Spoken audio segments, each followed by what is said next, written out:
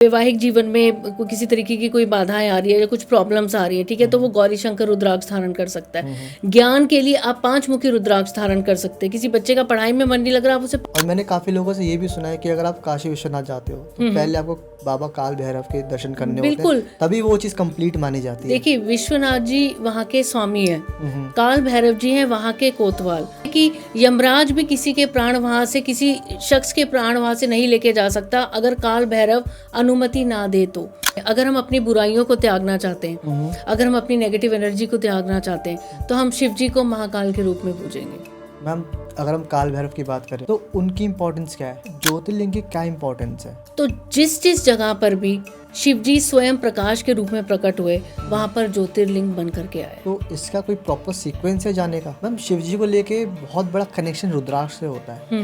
Ma'am, असली रुद्राक्ष की पहचान कैसे करेंगे? जो असली रुद्राक्ष होता है वो लाइट नहीं होता, हैवी होता है। सबसे पहले जब उसे हाथ पे रखेंगे वो आपको हैवी महसूस होगा एज कम्पेयर टू जो नकली रुद्राक्ष है। और असली रुद्राक्ष जो है उसके ऊपर जो रेखाएं होती है ना, अगर आप उसका स्कैन करेंगे सेम अंदर रेखाएं होंगी।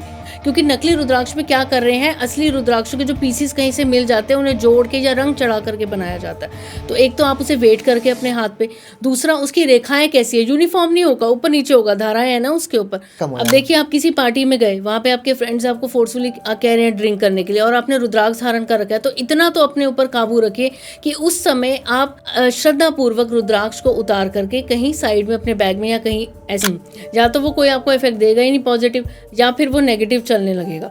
हम अगर किसी को मटेरियलिस्टिक लाइफ चाहिए तो शिव जी के कौन से रूप की पूजा करनी चाहिए? हम अगर शिव जी की ये कैरेक्टरिस्टिक चीजें बता रहे हैं, अगर हनुमान जी के ऑन द सेम साइड देखी जाए तो वो भी यही बताते हैं कि आप।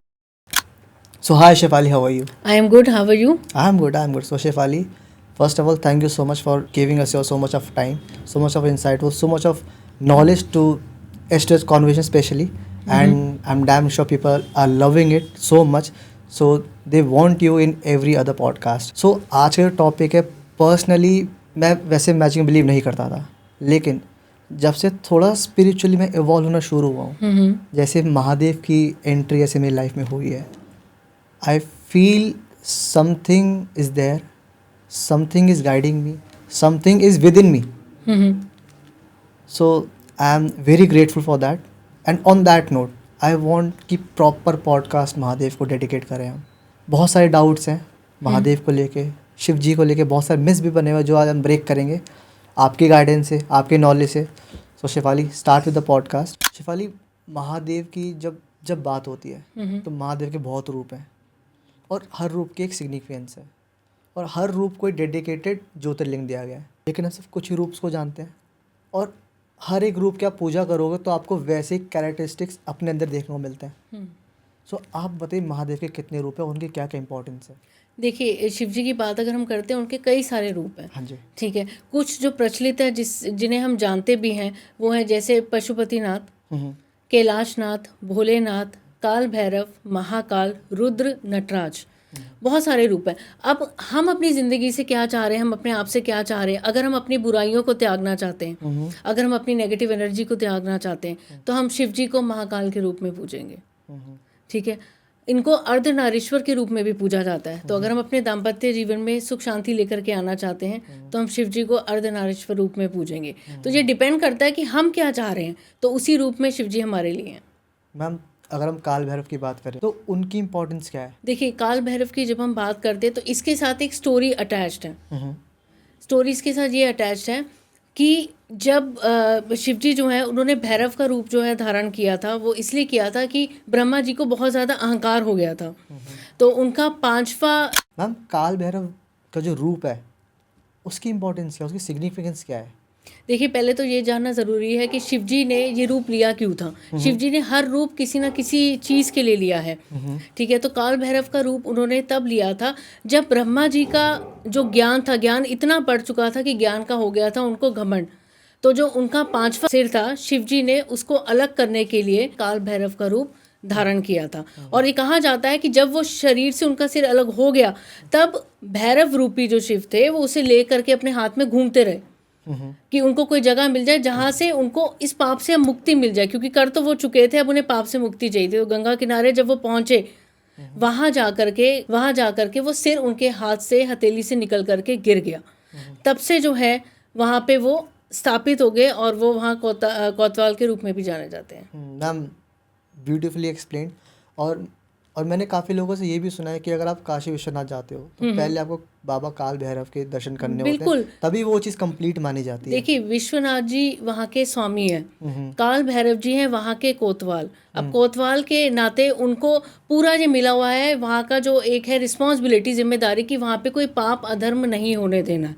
ठीक है, आप क्या जानते हैं कि यमराज भी किसी के प्राण वहाँ से, किसी शख्स के प्राण वहाँ से नहीं लेके जा सकता अगर काल भैरव अनुमति ना दे तो। अच्छा। उनके दर्शनों के बिना सब अधूरा है। अगर किसी की 7.5 लगी है और उसे लगता है कि उससे कुछ ऐसे पाप हुए हैं जिनकी सजा वो 7.5 उसे दे सकती है, तो अगर वो काल भैरव में जाकर के दर्शन कर लेता है तो कहते हैं सारे पापों से मुक्ति मिल जाती है। सिर्फ दर्शन से ही? बिल्कुल, सिर्फ दर्शन से ही।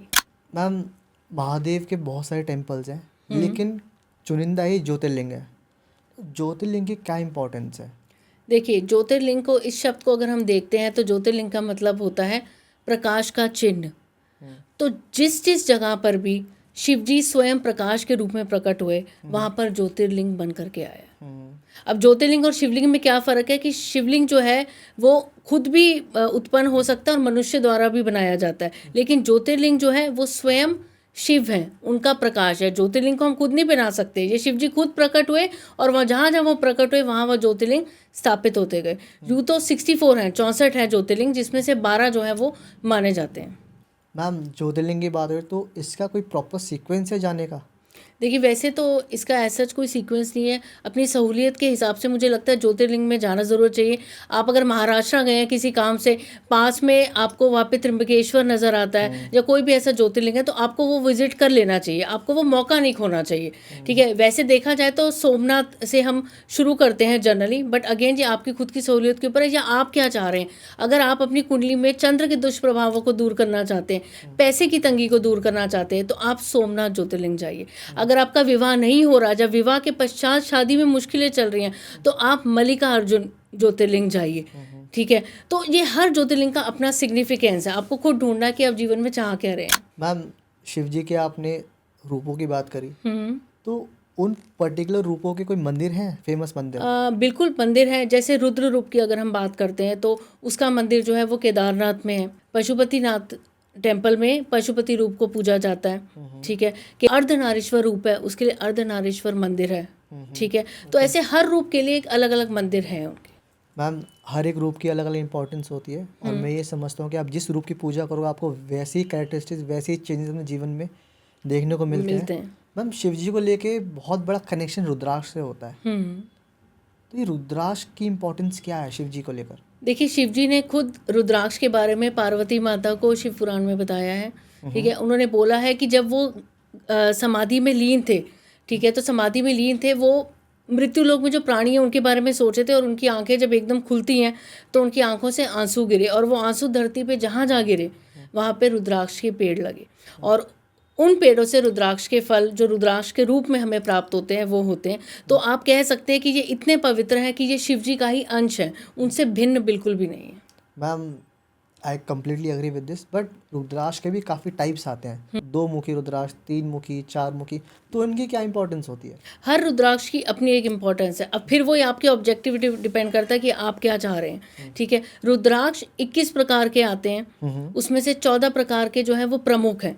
ठीक है, तो हर रुद्राक्ष, अब जैसे किसी की वैवाहिक जीवन में किसी तरीके की कोई बाधाएं आ रही है या कुछ प्रॉब्लम्स आ रही है, ठीक है, तो वो गौरी शंकर रुद्राक्ष धारण कर सकता है। ज्ञान के लिए आप 5 मुखी रुद्राक्ष धारण कर सकते हैं। किसी बच्चे का पढ़ाई में मन नहीं लग रहा, आप उसे 5 मुखी रुद्राक्ष धारण करवा दीजिए। ठीक है, आप जीवन में एकाग्रता चाहते हैं तो आप 1 मुखी रुद्राक्ष धारण कर लीजिए। तो आप क्या चाहते हैं उसके हिसाब से आप रुद्राक्ष धारण कीजिए। ओके मैम, असली रुद्राक्ष की पहचान कैसे करी जाए फिर? देखिए, जो भी कोई जेमस्टोन होता है या रुद्राक्ष, जब आप उसे अपने हाथ में लेंगे ना, आपको वैसे एक फीलिंग आएगी, बट स्टिल कुछ चीज़ें होती हैं। जो असली रुद्राक्ष होता है वो लाइट नहीं होता, हैवी होता है। सबसे पहले जब उसे हाथ पे रखेंगे वो आपको हैवी महसूस होगा एज़ कम्पेयर टू जो नकली रुद्राक्ष है।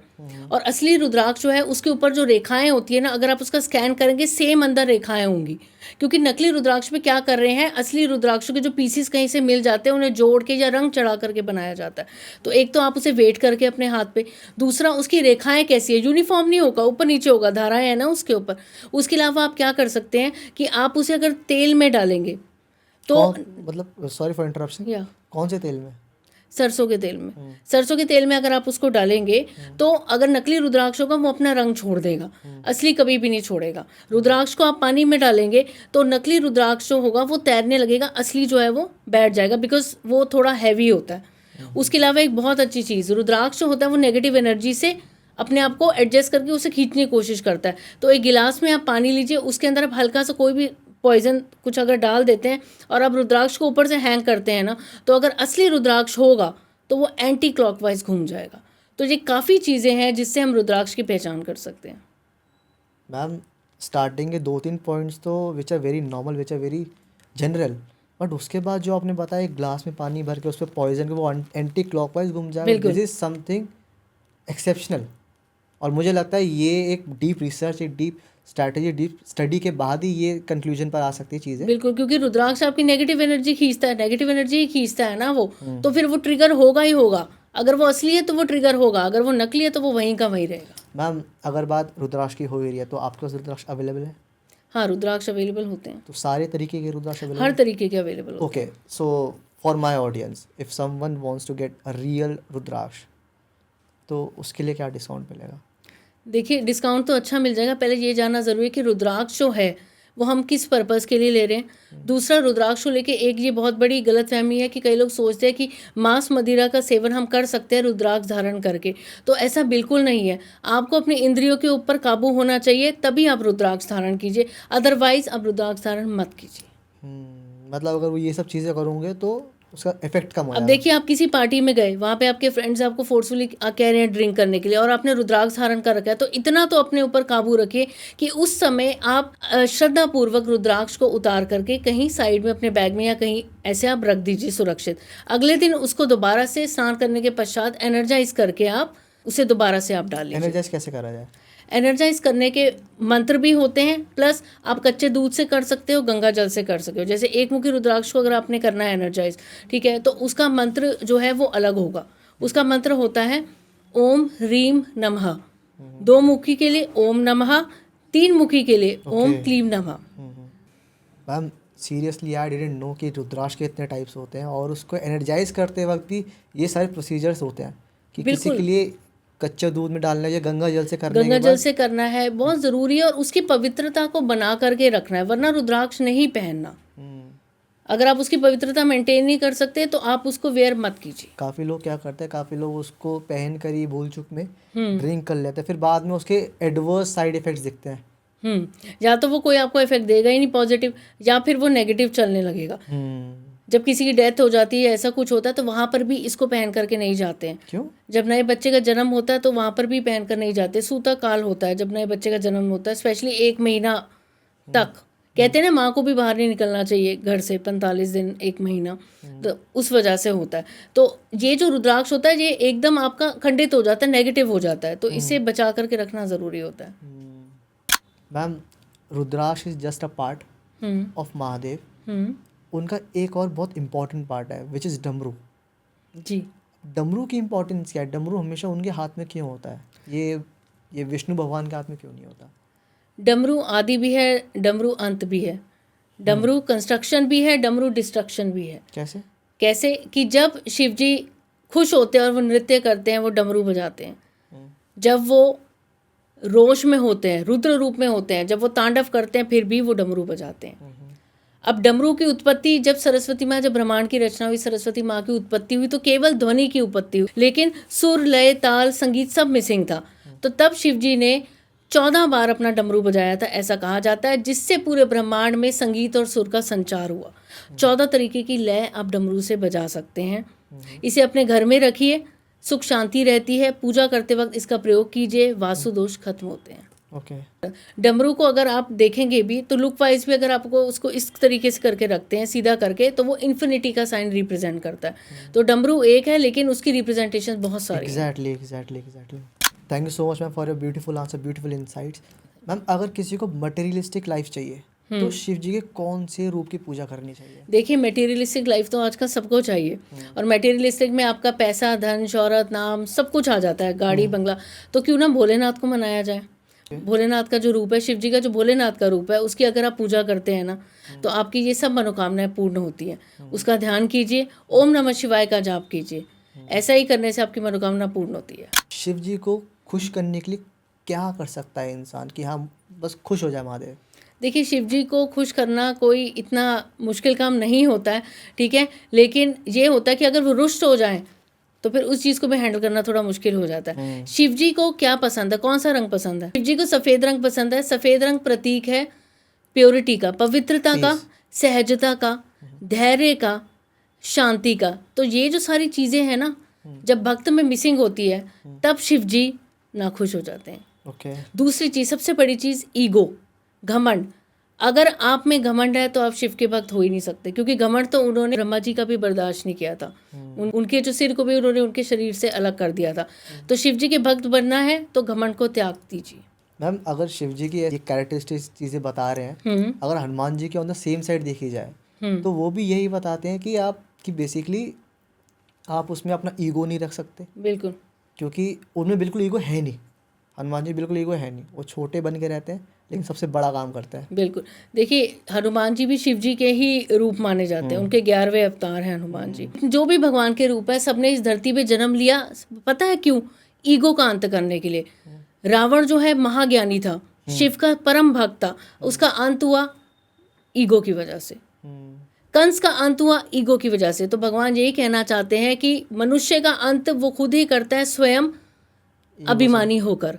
ईगो, तो ईगो जो है वो अंत की शुरुआत होती है। ओके मैम, बात अगर मंदिरों की हो रही है, काफ़ी लोग ट्रैवल करते हैं, काफ़ी लोग घूमना पसंद करते हैं, लेकिन उन्हें पता नहीं है कि हाँ कि वो अपने सनातन धर्म में काफ़ी चीज़ें वो ट्रैवल कर सकते हैं जिनके उनको बेनिफिट्स बहुत ज़्यादा मिलेंगे थ्रू आउट लाइफ।